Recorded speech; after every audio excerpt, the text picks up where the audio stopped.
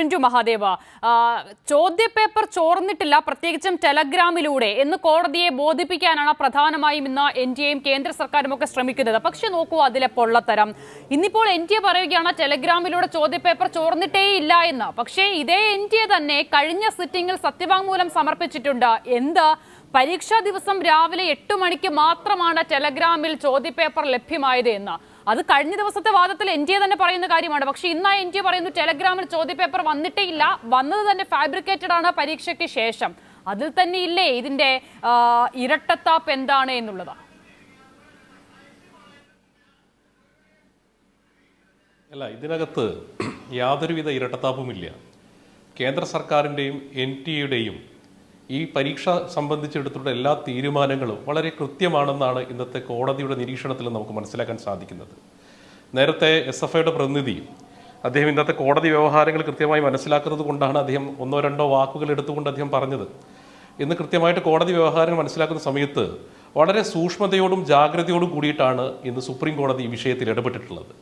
ഇപ്പോൾ കേന്ദ്ര സർക്കാരിനോടോ അല്ലെങ്കിൽ എൻഡിഎയോടോ യാതൊരുവിധ കമ്മിറ്റ്മെൻറ്റും ഇല്ലാത്ത ഇവിടെ പരമോന്നത നീതിപീഠം 24 ലക്ഷം വിദ്യാർത്ഥികളുടെ ഭാവിയെ എത്ര സൂക്ഷ്മതയോട് കൂടിയിട്ടാണ് കൈകാര്യം ചെയ്തു എന്ന് നമുക്ക് കൃത്യമായിട്ട് കടക്കാൻ സാധിക്കും.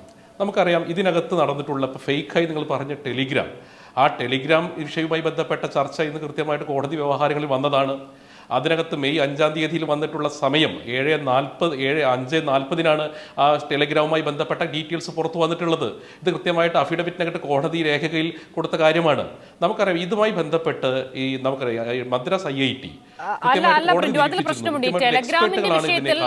അതാണ് പറയുന്നതെങ്കിൽ അത് കോടതിയെ ബോധിപ്പിച്ചിട്ടുണ്ട് എന്നുള്ളതാണ് പറയുന്നതെങ്കിൽ എൻഡിഎ ഇന്നിപ്പോൾ പറയുന്നത് ടെലഗ്രാമിലൂടെ ചോദ്യപേപ്പർ കഴിഞ്ഞ ദിവസത്തെ സത്യവാങ്മൂലത്തിലാണ് ഈ സമയം പറയുന്നത് പ്രിന്റു പറഞ്ഞതുപോലെ. ഇന്ന് പക്ഷേ ടെലഗ്രാമിലൂടെ വ്യാപകമായി ചോർന്നിട്ടില്ല എന്നാണ് പറയുന്നത്. പക്ഷെ അപ്പോഴും അല്ല പ്രിന്റു പറയുന്നത് പോലെ അല്ല, അപ്പോഴും അല്ല പ്രിന്റു കേൾക്കൂ, ചോദ്യം മുഴുവൻ കേൾക്കൂ. അപ്പോഴും കോടതി അതിൽ പറയുന്നത് എന്താണ്? എൻഡിഎ പറയുന്ന 7:50 എന്ന സമയം, അതിനുശേഷം പരീക്ഷയ്ക്ക് ബാക്കി നിൽക്കുന്നു, അതായത് ഏകദേശം 2 മണിക്കൂർ മാത്രമാണ്, 2 മണിക്കൂറിനകത്ത് മാത്രമാണ്. അങ്ങനെയാണെങ്കിൽ പോലും ആ ചോദ്യപേപ്പർ ചോർച്ചയുമായി ബന്ധപ്പെട്ടവർക്ക് ഉത്തരം ലഭിക്കാനുള്ള സമയം അത് യുക്തിപരമല്ല, അത് കോടതി വിശ്വാസത്തിൽ എടുക്കുന്നില്ല എന്നാണ് കോടതി പറഞ്ഞിരിക്കുന്നത്. ചോർന്നിട്ടുണ്ടെങ്കിൽ അത് തലേ ദിവസം എങ്കിലും ചോർന്നിട്ടുണ്ടാകും എന്നാണ് കോടതി പറയുന്നത്. അല്ലാതെ എൻഡിഎയുടെ വാദം വിശ്വാസത്തിൽ എടുത്തിട്ടില്ല കോടതി. അങ്ങനെയല്ല, അല്ല അതിനകത്തൊരു മിസ്റ്റേക്ക് ഉണ്ട്, ഞാനൊന്ന് തിരുത്തട്ടെ. ഇതിനകത്ത് കോടതി കൃത്യമായി ആ അസിത പറഞ്ഞ കാര്യത്തെ മെൻഷൻ ചെയ്തിട്ടുള്ളത് ഈ കോടതി നമ്മുടെ സ്കൂൾ പ്രിൻസിപ്പലിന്റെ നേതൃത്വത്തിൽ നടന്ന ചോർന്ന സംഭവവുമായി ബന്ധപ്പെട്ടിട്ടാണ് കോടതി ആ നിരീക്ഷണം നടത്തിയിട്ടുള്ളത്. അല്ലാതെ ഈ ഇൻസ്റ്റാഗ്രാമിൽ ചോർന്നതുമായി ബന്ധപ്പെട്ടിട്ടല്ല. അത് നമ്മൾ ആദ്യം മനസ്സിലാക്കുക. ഇൻസ്റ്റാഗ്രാമിൽ നടന്നിട്ടുള്ള ബന്ധവുമായി ബന്ധപ്പെട്ട ഫേക്ക് ആയിട്ടുള്ള കാര്യമാണെന്ന് ആധികാരികമായിട്ട് കോടതിക്ക് ബോധ്യപ്പെട്ടിട്ടുണ്ട്. പിന്നെ ഇതുമായി ബന്ധപ്പെട്ട് ആധികാരികമായിട്ട് അസാരി ബാഗിലും പാട്നയിലുമാണ് ഇതുമായി ബന്ധപ്പെട്ടിട്ടുള്ള ക്വസ്റ്റ്യൻ പേപ്പർ ചോർച്ച നടന്നിട്ടുള്ളത്. വേറെ ഒരു സ്ഥലത്ത് നടന്നിട്ടില്ല. 23 ലക്ഷത്തോളം വരുന്ന ഡാറ്റാസിനെ കൃത്യമായിട്ട് IIT കോടതിയുടെ നിരീക്ഷണത്തിൽ IIT പരിശോധിച്ചിട്ടുണ്ട്. ആ പരിശോധനയിൽ യാതൊരു സ്ഥലത്തും ഒരു ക്രമക്കേടും നടന്നിട്ടില്ല. നമുക്ക് ഈ പറയാം റാങ്ക് കിട്ടിയിട്ട് ആളുകളുടെ അടക്കം ഡാറ്റാസ് കൃത്യമായിട്ട് പരിശോധിച്ചിട്ടുണ്ട്. നമുക്കറിയാം ഏകദേശം 571 സിറ്റികളിലായിട്ട് 4750 സെന്ററുകളാണ്. ഇവിടെ റാങ്ക് കിട്ടിയിട്ടുള്ള റാങ്കുകളെ കൃത്യമായി പഠിക്കുന്ന സമയത്തും ഇവിടെ അങ്ങനെ ഏതെങ്കിലും രീതിയിൽ ഒരു വഴിവിട്ട രീതിയിൽ റാങ്കുകൾ പോലും ഒരു സെന്ററിന് പോലും അതിന് കൃത്യമായിട്ട് വന്നിട്ടില്ല.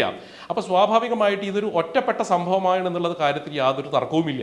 ആ ഒറ്റപ്പെട്ട സംഭവത്തിന് പേരിൽ യഥാർത്ഥ പ്രതികളെ പിടികൂടുകയും അതോടൊപ്പം ഭാവി വിദ്യാർത്ഥികളുടെ ഭാവി പരീക്ഷ എഴുതിയിട്ട് 1 ലക്ഷത്തോളം ആളുകളുണ്ട് ക്വാളിഫൈഡ് ആയിട്ടുള്ള അവരുടെ ഭാവി കോടതിയിൽ നിന്ന് നടന്നത് എന്നുള്ളതാണ് വാസ്തവം. അതിൽ 2 കാര്യങ്ങളാണ് ഇന്ന് പ്രധാനമായും, അത് 2 വിഷയമായാണ് വന്നത്. അതിൽ ഒന്നാമത്തേത് ഈ സമയവുമായി ബന്ധപ്പെട്ടാണ്. അത് തലേ ദിവസം തന്നെ ടെലഗ്രാമിൽ വന്ന ചോദ്യപേപ്പർ അത് ഫാബ്രിക്കേറ്റഡ് ആണ് എന്ന് എൻഡിഎ പറയുകയാണ്. പക്ഷേ ആ വിഷയമാണ്, അതായത് ചോദ്യപേപ്പർ ചോർച്ച സ്ഥാപിക്കാൻ ടെലഗ്രാമിൽ വീഡിയോ കഴിഞ്ഞ ദിവസം വന്നു എന്നുള്ള വാദമാണ് കോടതി തള്ളിയിരിക്കുന്നത്. പക്ഷേ രണ്ടാമത്തെ ഘട്ടത്തിൽ അന്ന് രാവിലെ മാത്രമാണ് ടെലഗ്രാമിൽ ചോദ്യപേപ്പർ ചോർച്ച ഉണ്ടായത്, ടെലഗ്രാമിലൂടെ വന്നത് എന്നുള്ള എൻഡിഎയുടെ വാദത്തിൽ കോടതി പറയുന്നത് ആ 2 മണിക്കൂർ കൊണ്ട് മാത്രം ഇതിന്റെ ഉത്തരം ബന്ധപ്പെട്ടവരിലേക്ക് എത്തിയെന്ന് വിശ്വസിക്കാൻ കഴിയില്ല. അങ്ങനെയാണെങ്കിൽ അതിന് മുൻപ് തന്നെ വന്നിട്ടുണ്ട് എന്നുള്ളതാണ്. അത് രണ്ടും 2 കാര്യമാണ്. പ്രിന്റു അതിനെ 2നെയും കൂടെ ക്ലബ്ബ് ചെയ്ത് പറയുമ്പോൾ കോടതി ആ വാദമേ തള്ളി എന്നുള്ള കാര്യമാണ് വരുന്നത്. പക്ഷെ അങ്ങനെയല്ല.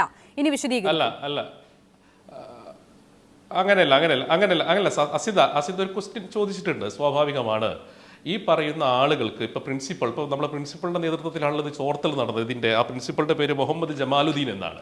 ഈ മുഹമ്മദ് ജമാലുദ്ദീൻ എന്ന് പറയുന്ന പ്രിൻസിപ്പളിന്റെ നേതൃത്വത്തിൽ നടന്ന ചോർച്ച. ആ ചോർച്ചയുമായി ബന്ധപ്പെട്ട് ഈ പറയുന്ന കക്ഷികൾക്ക് ചോദ്യപേപ്പർ കിട്ടിയിട്ടുള്ളത് കൃത്യം ഒരു പരീക്ഷ നടക്കുന്നതിന്റെ 3/4 മണിക്കൂർ മുമ്പ് എന്നാണ് കണ്ടെത്തിയിട്ടുള്ളത്. ആ കണ്ടെത്തലിനെയാണ് കോടതി ചോദ്യം ചെയ്തിട്ടുള്ളത്. നിങ്ങൾ മനസ്സിലാക്കേണ്ടത് ആ കണ്ടെത്തലാണ്, അല്ലാതെ ടെലിഗ്രാമുമായി ബന്ധപ്പെട്ടുള്ള കണ്ടെത്തലിനെ അല്ല. അപ്പൊ സ്വാഭാവികമായിട്ട് ഇതിനകത്ത് കൃത്യമായിട്ട് നമുക്ക് ഒരു വ്യക്തത വരുത്തേണ്ടതുണ്ട്. കാരണം മറ്റൊന്നുമല്ല, പരമോന്നത നീതിപീഠം ഇതിന്റെ എല്ലാ വശങ്ങളെയും കൃത്യമായി പരിശോധിച്ചുകൊണ്ടാണ് ഇന്നത്തെ കൃത്യമായിട്ട് ഈ വിധിയെ തിങ്കളാഴ്ച വിധി പറയാൻ വെച്ചിട്ടുള്ളത്. അതിന്റെ മുന്നോടിയായിട്ടാണ് നമുക്കറിയാം, ഇപ്പോൾ സെന്ററുകളിൽ ഇപ്പോൾ പരീക്ഷ നടത്തിയുള്ള മുഴുവൻ സെന്ററുകളിലും മുഴുവൻ വിദ്യാർത്ഥികളുടെയും മാർക്ക് പരസ്യമായിട്ട് പബ്ലിഷ് ചെയ്യാൻ അദ്ദേഹം കോടതി ആവശ്യപ്പെട്ടിട്ടുണ്ടല്ലോ. നമുക്ക് അപ്പോൾ ഏതെങ്കിലും ഒരു സെന്ററിനകത്ത് ഇതിന് നമുക്ക് പറയാം ഈ രീതിയിലുള്ള ഏതെങ്കിലും തരത്തിൽ അലിഗേഷൻ നടന്നിട്ടുണ്ടെങ്കിൽ ഏതെങ്കിലും ഒരു സെന്ററിനെ കേന്ദ്രീകരിച്ചിട്ടാണ് നടന്നെങ്കിൽ ആ സെന്ററിനകത്ത് ഈ മാർക്ക് കാണുന്ന സമയത്ത് നമുക്ക് മനസ്സിലാക്കാൻ സാധിക്കില്ലോ. അപ്പോൾ അതുകൊണ്ട് തന്നെ ഇതിനകത്ത് കൃത്യമായിട്ടുള്ള വളരെ ജാഗ്രതയോട് കൂടിയിട്ടാണ് സുപ്രീം കോടതി ഈ വിഷയത്തെ കൈകാര്യം ചെയ്തിട്ടുള്ളത്. അല്ലെങ്കിൽ കേന്ദ്ര സർക്കാരിനെ സംരക്ഷിക്കാനോ അല്ലെങ്കിൽ NTA സംരക്ഷിക്കാനുള്ള യാതൊരുവിധ ശ്രമവും കോടതി നടത്തിയിട്ടില്ല. കോടതി വളരെ ഇതിനകത്ത് ക്ലാരിറ്റി വരുത്തി ഓരോ കാര്യങ്ങളെയും കൃത്യമായിട്ട് പരിശോധിച്ചിട്ടാണ് ഈ വിഷയത്തിൽ വളരെ ജാഗ്രതയോട് കൂടിയിട്ടാണ് ഇന്ന് കോടതി നടപടികൾ ഉണ്ടായിട്ടുള്ളത്.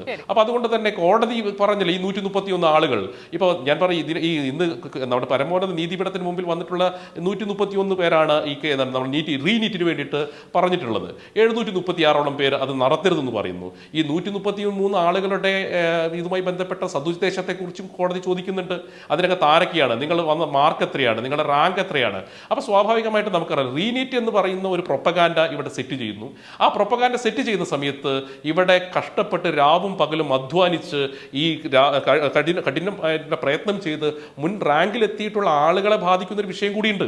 അപ്പൊ അതുകൊണ്ട് യഥാർത്ഥ പ്രതികളെ കണ്ടെത്തിക്കൊണ്ട് അവരെ ഇതിൽ നിന്ന് മാറ്റിക്കൊണ്ട് അതൊരു സുതാര്യത ഉറപ്പുവരുത്താനാണ് കേന്ദ്ര സർക്കാരിനും NTAയും ശ്രമിക്കുന്നത്. ആ നടപടിയോട് ചേർന്ന് സമീപനം